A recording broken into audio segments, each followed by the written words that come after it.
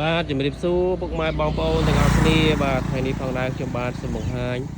នៅទីតាំងដីមួយកន្លែងបាទនេះនៅក្នុងភូមិជ្រៃឃុំសัตว์ពងស្រុកឈូកខេត្តកំពតបាទ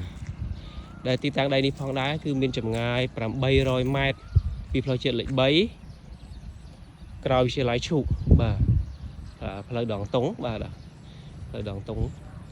800ម៉ែត្របាទនេះដីនេះនៅកន្លែងដីកែងនេះបាទដែលមានក្បាល20ម៉ែត្របាទក្បាល20ម៉ែត្រជម្រៅទៅក្រោយ47ហ្នឹងយើងវាស់ពីរបងនេះទៅបាទវាស់ពីរបងនេះទៅហើយគូតរីកគូត24បាទដីនេះប្លង់រឹងបាទប្លង់រឹងបាទ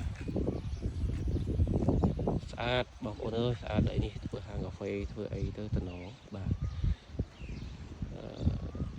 បើយើងគិតពីផ្សារឈូកមក1គីឡូបន្តិចបាទ1គីឡូបន្តិចដល់បាទដីនេះតម្លៃ$128,000ចរចាបាទ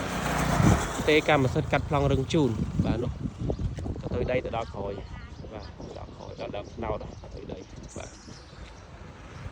នេះផ្លូវទៅដងតុងបាទទៅដងតុង